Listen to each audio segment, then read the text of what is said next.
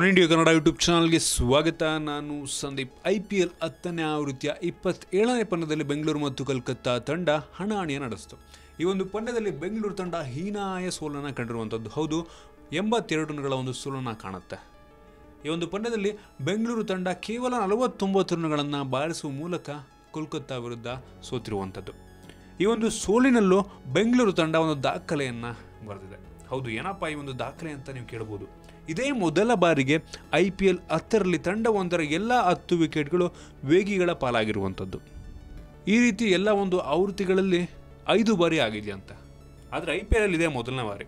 ಮತ್ತು IPL ಇತಿಹಾಸದಲ್ಲಿ 2ನೇ ಬಾರಿಗೆ 2 ತಂಡಗಳು ಆಲ್ಔಟ್ ಆಗಿರುವಂಥದ್ದು. ಮತ್ತು ಇನ್ನೊಂದು ದಾಖಲೆ ಏನು ಅಂದರೆ RCB ಗಳಿಸಿದಂಥ 49 ರನ್ IPLನ ಅತ್ಯಂತ ಕಡಿಮೆ ಮೊತ್ತದ ಸ್ಕೋರ್ ಆಗಿರುವಂಥದ್ದು. ಈ ಹಿಂದೆ ರಾಜಸ್ಥಾನ ರಾಯಲ್ಸ್ ತಂಡ 58 ರನ್ಗಳನ್ನು ಬಾರಿಸಿ ಆಲ್ಔಟ್ ಆಗಿ ಸದ್ಯದ ಒಂದು ಕಡಿಮೆ ಮೊತ್ತ ಅಂತ ಒಂದು ಇದರಲ್ಲಿತ್ತು. ಈಗ ಬೆಂಗಳೂರು ಅದನ್ನು ಮೀರಿಸಿ 49 ರನ್ನನ್ನು ಬಾರಿಸಿರುವಂಥದ್ದು.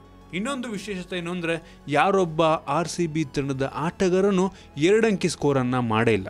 ಇದು IPLನ ಅತ್ಯಂತ ಕಳಪೆ ಪ್ರದರ್ಶನ ಅಂತ ಹೇಳಿಸ್ಕೋತಾ ಇದೆ. ಮತ್ತು ಇನ್ನೊಂದು ವಿಶೇಷತೆ ಏನು ಅಂದರೆ ಕೋಲ್ಕತ್ತಾ ತಂಡದ ವಿರುದ್ಧ ಮತ್ತೊಮ್ಮೆ ಶೂನ್ಯಕ್ಕೆ ಔಟ್ ಆಗುವ ಮೂಲಕ ಈಡನ್ ಗಾರ್ಡನ್ನಲ್ಲಿ ಕೊಹ್ಲಿ ಅವರು ಗೋಲ್ಡನ್ ಡಕ್ ಅನ್ನು ಸಂಪಾದಿಸಿರುವಂಥದ್ದು. ಹೌದು, ಮತ್ತೊಮ್ಮೆ ಕೊಹ್ಲಿ ಅವರು ಡಕ್ ಆಗಿರುವಂಥದ್ದು. ಇನ್ನೊಂದು ವಿಶೇಷತೆ ಏನು ಅಂದರೆ ಕೊಹ್ಲಿ ಅವರು 3 ಬಾರಿ ಡಕ್ಔಟ್ ಆಗಿದ್ದಾರೆ. ಅದರಲ್ಲಿ 3 ಬಾರಿಯೂ RCB ತಂಡ ಸೋತಿರುವಂಥದ್ದು. ವಿಷಾದನೀಯ ಅಂತಲೇ ಹೇಳ್ಬೋದು. ಇನ್ನು ನಮ್ಮ ಬೆಂಗಳೂರಿನ ಸ್ಟುವರ್ಟ್ ಬಿನ್ನಿ ಅವರು ಸುನಿಲ್ ನಾರಾಯಣ್ ಅವರ ವಿಕೆಟನ್ನು ಪಡೆಯುವ ಮೂಲಕ T20ಯಲ್ಲಿ 50ನೇ ವಿಕೆಟನ್ನು ಸಂಪಾದಿಸಿದ್ದಾರೆ. ಇದೊಂದೇ ಮೋಸ್ಟ್ಲಿ ಒಂದು ಖುಷಿ ಕೊಡುವಂಥ ವಿಷಯ ಬೆಂಗಳೂರು ತಂಡಕ್ಕೆ ಅಂತಲೇ ಹೇಳ್ಬೋದು. ನಿಮಗೆ ಅನಿಸುತ್ತೆ ಒಂದು ಬೆಂಗಳೂರು ತಂಡದ ಒಂದು ದಾಖಲೆಗಳು ಮತ್ತು ವಿಶೇಷಗಳು? ಕೆಲ ಕಾಮೆಂಟಲ್ಲಿ ತಿಳಿಸಿ. ನಿಮಗೆ ಅಂದರೆ ವಿಡಿಯೋ ಇಷ್ಟ ಆಗಿದ್ದರೆ ಲೈಕ್ ಮಾಡಿ, ಶೇರ್ ಮಾಡಿ. ಇದೇ ರೀತಿ ನಮ್ಮ ಬೇರೆ ಬೇರೆ ವಿಡಿಯೋಗಳಿಗೆ ಒನ್ ಇಂಡಿಯಾ ಕನ್ನಡ ಯೂಟ್ಯೂಬ್ ಚಾನಲ್ಗೆ ಸಬ್ಸ್ಕ್ರೈಬ್ ಮಾಡಿ. ಧನ್ಯವಾದ.